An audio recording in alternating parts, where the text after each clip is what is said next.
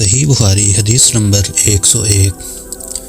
عورتوں نے رسول اللہ صلی اللہ علیہ وسلم سے کہا کہ آپ سے فائدہ اٹھانے میں مرد ہم سے آگے بڑھ گئے ہیں، اس لیے آپ اپنی طرف سے ہمارے واز کے لیے بھی کوئی دن خاص فرما دیں۔ تو آپ صلی اللہ علیہ وسلم نے ان سے ایک دن کا وعدہ فرما لیا۔ اس دن عورتوں سے آپ نے ملاقات کی اور انہیں واز فرمایا اور مناسب احکام سنائے۔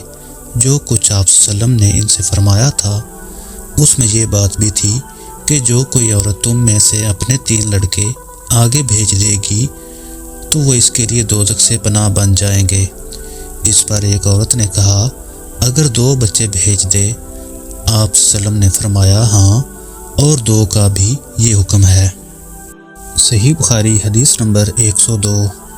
آپ صلی اللہ علیہ وسلم نے فرمایا کہ ایسے 3 بچے جو ابھی بلوغت کو نہ پہنچے ہوں۔ صحیح بخاری حدیث نمبر 103۔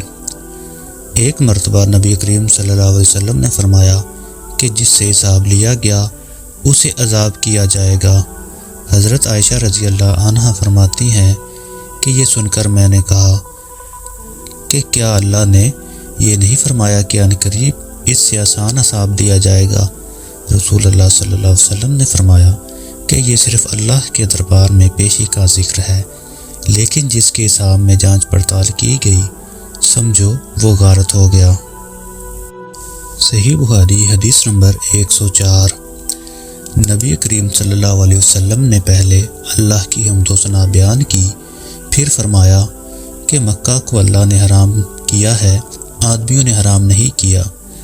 تو سن لو کہ کسی شخص کے لیے جو اللہ پر اور یوم آخرت پر ایمان رکھتا ہو جائز نہیں ہے کہ مکہ میں خون ریزی کرے یا اس کا کوئی پیٹ کاٹے۔ پھر اگر کوئی اللہ کے رسول کے لڑنے کی وجہ سے اس کا جواز نکالے تو اسے کہہ دو اللہ نے اپنے رسول صلی اللہ علیہ وسلم کے لیے اجازت دی تھی، تمہارے لیے نہیں دی، اور مجھے بھی دن کے کچھ لمحوں کے لیے اجازت ملی تھی۔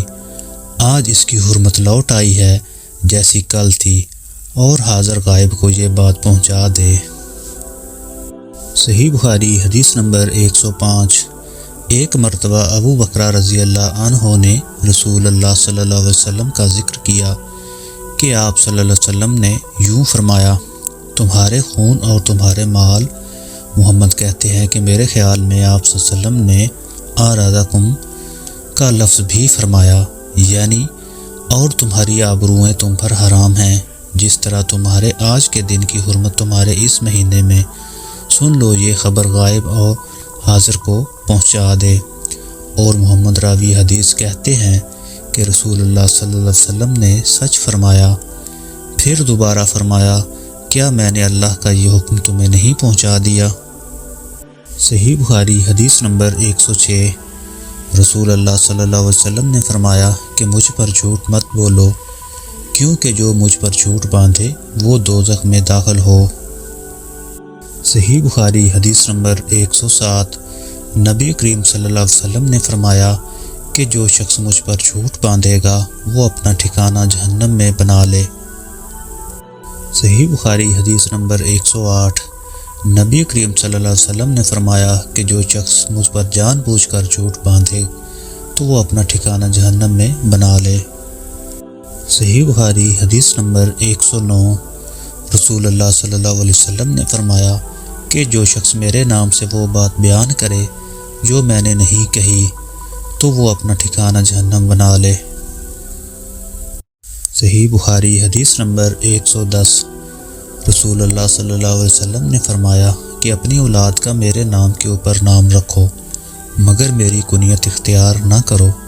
اور جس شخص نے مجھے خواب میں دیکھا تو بلا شبہ اس نے مجھے دیکھا، کیونکہ شیطان میری صورت میں نہیں آ سکتا۔ اور جو شخص مجھ پر جان بوجھ کر جھوٹ بولے وہ دوزخ میں اپنا ٹھکانہ تلاش کرے۔